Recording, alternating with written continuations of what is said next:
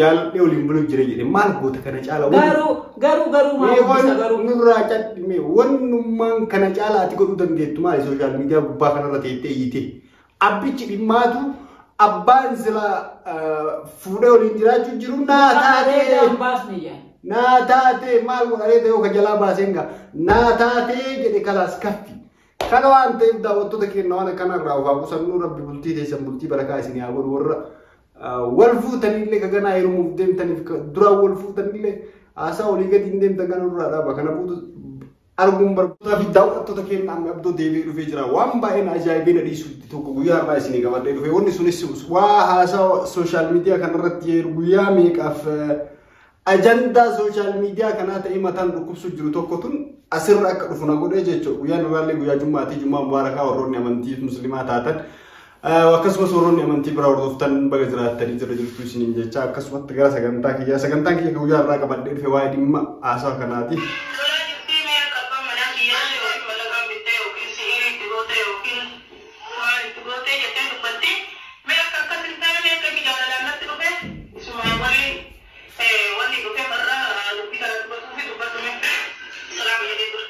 Egaa daawwattoota keenya kabajamoo waa'ee amma dhimma Samiiraatii fi dhimma abbaa manaa isiiti jechuudha. Wanni ajandaa guddaa miidiyaa kanaa ta'ee asirra mataa dhukkubsu jiru. Dhugaa dubbanne akka mucaan dubbatutti akka mucaan gabbayyaa haasa'u jirutti jaaladhee naa taatee waliin jiraachuu jira jaartitii jedhe dubbatee miti. Isin wannummaan asirraa isin isiisu maali jedhan maal taatan maaluma isin gale maali jedhan ga'e kalaas. Waan kana inni nu mataa isaatii naan taane hin barbaadu jedhu ofirraa gabbayee dubbachuu hin danda'u isin maaluma isin iyisiise. Kanan na dhibe kanatu na aarse. Nuti warri fira mucaatu warri mucaatti aanuyyuu warri gara mucaadhaan akkanas qiitaame waan ajaa'ibaatti akkanas qiitaame. Duula mucaa onnaa san irra geggeessantu na dhibe haadha manaa isaatii fi mucaa irra geggeessantu baay'ee na aarse dhugaa dubbachuuf. Saamiimoo?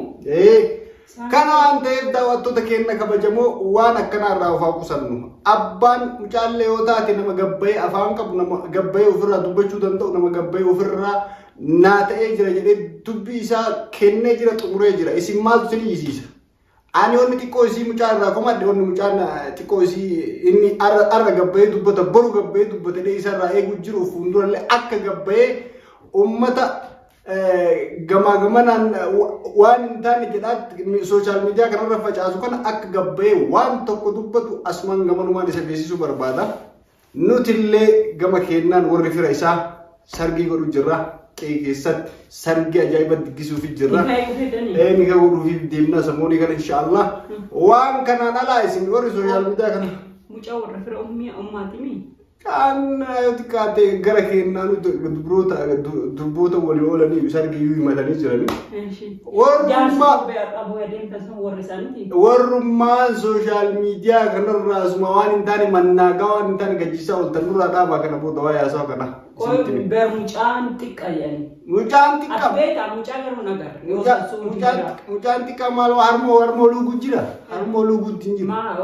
Baharan deemee akkamitti deemee? Kara fedheenuu haa deemu fedhu baaraan haa deemu fedhu samiin haa deemu naa taate waliin jiraachuu jira jedhe kalas. Atikoo haafuu jettaa?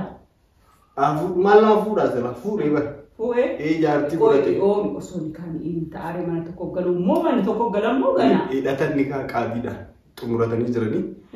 Kan achirraa fe'in immoo sargi asitti diggisnee godhu ennaa ani asamoo xiqqaate kan gama kun Facebook kun TikTok kun YouTube roobellee ofii bashagga jee sirri jedha dhugaadha fuudhuu qaba karaa shari'aatitti illee yoo ta'e karaa shari'aa kennaatitti illee yoo ta'e abbaan barbaade dubartii isaa olillee fuudhuu shari'aan kennallee hin fakkata.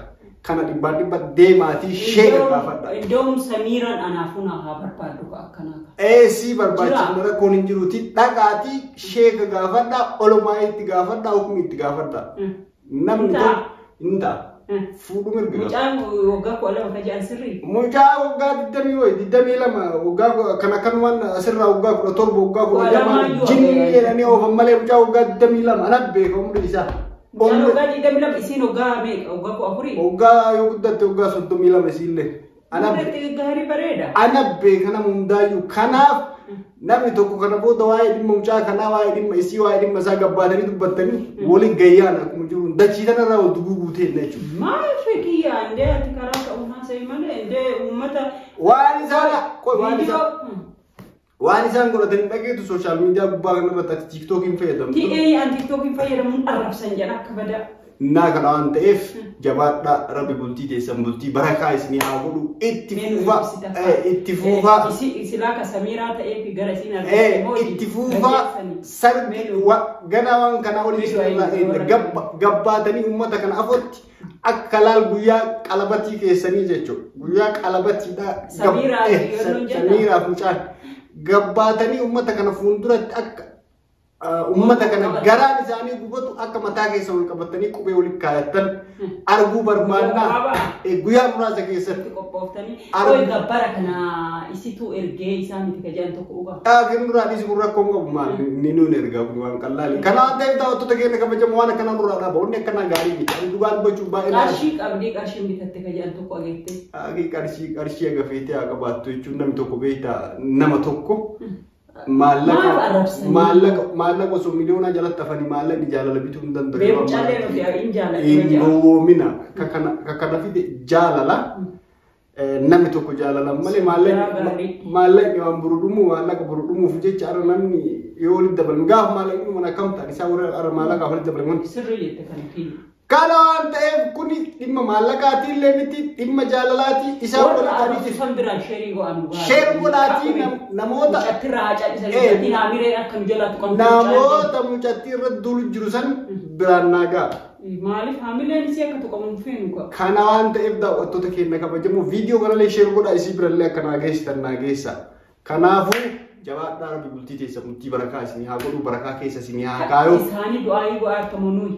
Walumaa qaba warran heerumin maraayyuu indaanchii nagar saami hadaraashin falligi indaanchii nagar daleela nagar guutuma keessanii walumaa qabeetiin du'aa isin godhu jira rabbi barakaa isin haa godhu jabaadhaa bultii teessan oofadhaa daawwattoota keenya kabajamoo waan warroonni sooshaal miidiyaalee waan akkana kana dhiisaa jiran waan hin taane maal warra jirtamee amma tasteetti asii cercerri jettee gubattee viidiyoo gara galchitee maa fudhattee harkaan fuudhirree kaasteettee waan hin taane haasofta akkanumaan zoonnaa gubbaarra.